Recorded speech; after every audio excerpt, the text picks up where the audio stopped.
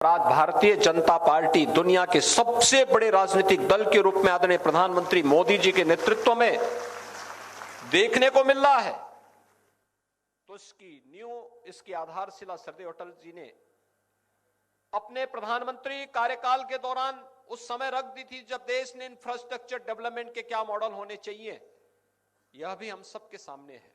स्वर्णिम चतुर्भुज की हो, भारत के अंदर भी अंतर्राष्ट्रीय मानक के हाईवे होने चाहिए, गांव गांव में भी अच्छी सड़कें होनी चाहिए,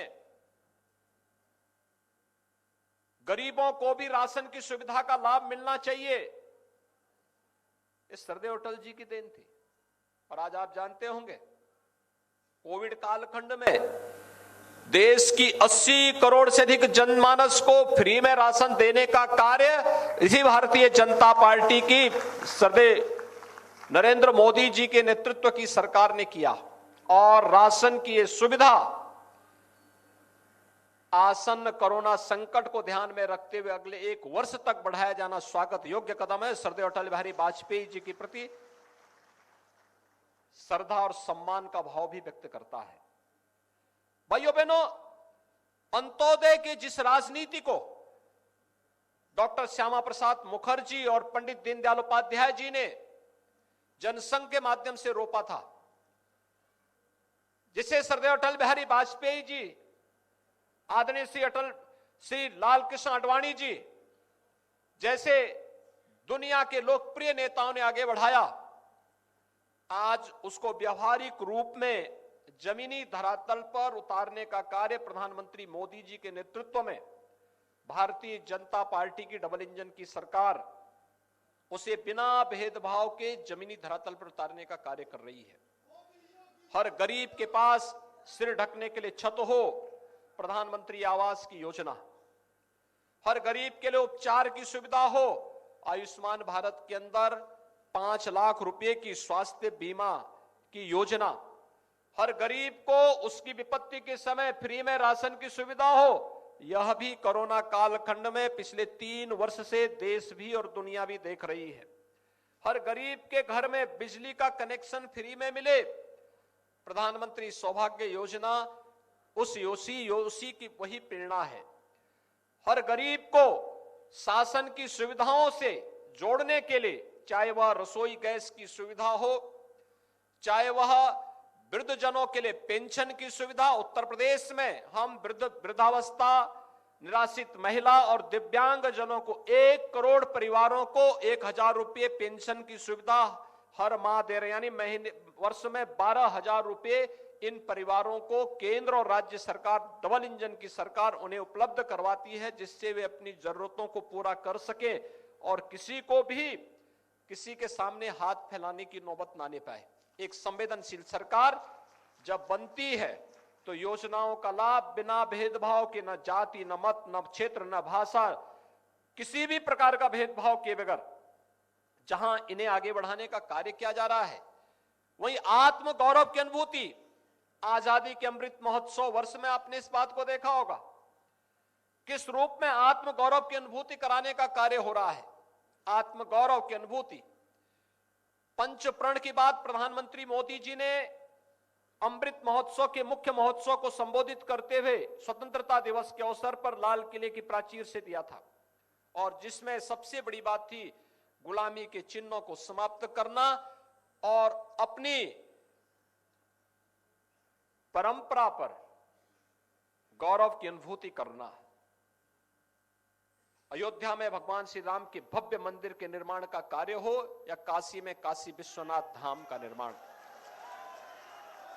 ये भारत की विरासत पर गौरव की अनुभूति करने वाले अवसर भी हम सबको प्रदान करते हैं। तो विकास के कार्य जिस रूप में हो रहे हैं, इंफ्रास्ट्रक्चर डेवलपमेंट के कार्य हो रहे हैं, अभी हमारे दोनों डिप्टी सीएम और साथ साथ प्रदेश सरकार के हमारे वरिष्ठ मंत्रीगण दुनिया के और वरिष्ठ अधिकारीगण दुनिया के देशों में गए। आज दुनिया के देशों में भारत के बारे में कितनी अच्छी धारणा है। उत्तर प्रदेश के बारे में लोगों की धारणाएं बदली हैं। ये सभी एक साथ, यानी 1 सप्ताह का ये केवल विजिट था और एक सप्ताह के इस विजिट में हमारे सभी दोनों डिप्टी सीएम और सभी मंत्रीगण दुनिया के जिन 16 देशों में गए, एक झटके में 7.25 लाख करोड़ रुपए के निवेश के प्रस्ताव उत्तर प्रदेश के लिए लेकर आ गए। आप सोचे 7.25 लाख करोड़ रुपए कभी उत्तर प्रदेश में निवेश नहीं हुआ होगा। आदरणीय अटल जी की प्रेरणा है विकास, नौजवानों के लिए रोजगार, हर एक के जीवन में परिवर्तन करने का एक कार्य। विकास की आंधी में कहीं भी हम रुकने ना पाए, कहीं भी छूटने न पाए, उत्तर प्रदेश को उसका गौरव प्रदान करना है। और ये लखनऊ का सौभाग्य है कि सरदेव अटल बिहारी वाजपेयी जी ने लखनऊ के माध्यम से देश का नेतृत्व दिया। प्रतिनिधित्व लखनऊ का था, लेकिन नेतृत्व पूरे देश का था, और यह अटल जी के ही माध्यम से लखनऊ को यह गौरव प्राप्त हुआ था। आज हम सबका सौभाग्य है अटल जी की इस परंपरा को सदैव लाल जी टंडन जी ने एक लंबे समय तक आगे बढ़ाया।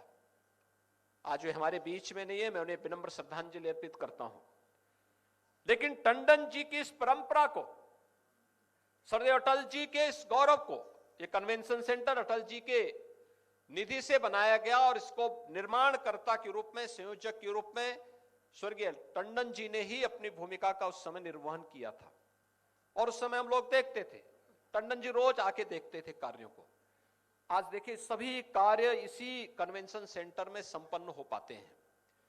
और भाइयों बहनों, आज हम सबका गौरव है कि अटल जी की इस परंपरा का निर्वहन लखनऊ के प्रतिनिधि के रूप में, देश के रक्षा मंत्री के रूप में माननीय श्री राजनाथ सिंह जी कर रहे हैं। राजनाथ सिंह जी के नेतृत्व में लखनऊ विकास की एक नई ऊंचाइयों को आगे बढ़ा रहा है। आपने देखा होगा रक्षा मंत्री के रूप में हमारे माननीय रक्षा मंत्री जी न केवल लखनऊ और प्रदेश के विकास पे ध्यान देते हैं, लखनऊ में ब्रह्मोस मिसाइल बन रही है, और ब्रह्मोस मिसाइल की गर्मी कितनी है, अभी तवांग में आपने देखा होगा भारतीय सैनिकों ने कैसे पटक पटक के मार रहे थे।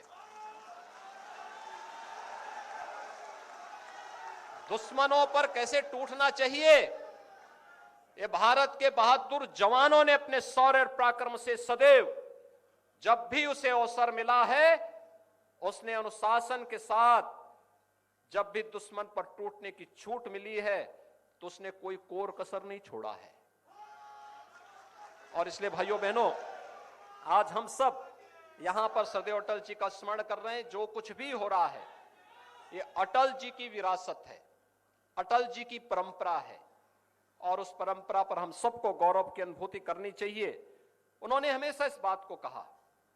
देखिए, भारतीय जनता पार्टी ने उतार चढ़ाव देखे हैं, और उसमें भी उनका जुझारूपन कभी दूर नहीं हुआ। उन्होंने हमेशा उस जुझारूपन से कभी वे अपने को वंचित नहीं होने दिए।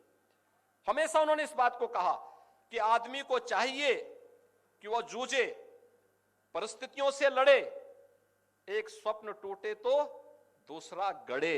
ये सरदेव अटल जी ही कह सकते थे। यही वह सपना है जो उन्होंने देश को दिया, और सचमुच अटल जी ने उसके माध्यम से दुनिया को एक राह भी दिखाई। वही राह, जिस राह का नेतृत्व आज प्रधानमंत्री मोदी जी ने संभाला है। G20 के राष्ट्राध्यक्षों की जो देश है, राष्ट्राध्यक्ष G20 के देश हैं, अगले 1 वर्ष तक प्रधानमंत्री मोदी जी उसका नेतृत्व कर रहे हैं, और विश्व मानवता के कल्याण का मार्ग प्रशस्त करेंगे।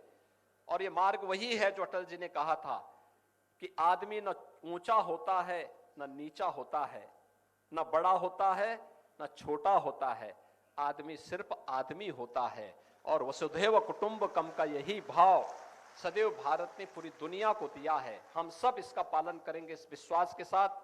मैं एक बार फिर से यहां पर ब्रजेश जी को और उनकी पूरी टीम को हृदय से धन्यवाद देता हूं कि सरदेव अटल जी को उनकी जन्म जयंती की पूर्व संध्या में इतना भव्य नमन और श्रद्धांजलि का यह आयोजन यहां पर प्रतिवर्ष होता है, और साथ साथ एक नई प्रेरणा यहां से प्राप्त होती है। आज यहां पर देश के लोकप्रिय अंतर्राष्ट्रीय स्तर के कवि कुमार विश्वास और उनकी पूरी टीम यहां पर कुछ ही देर में आपके साथ मंच पर आएगी, और हर बार एक नए तरीके से इस कवि सम्मेलन का आयोजन होता है। कभी एकल और कभी सामूहिक रूप से, और यह अवसर भी आज यहां पर लखनऊ वासियों को प्राप्त होगा।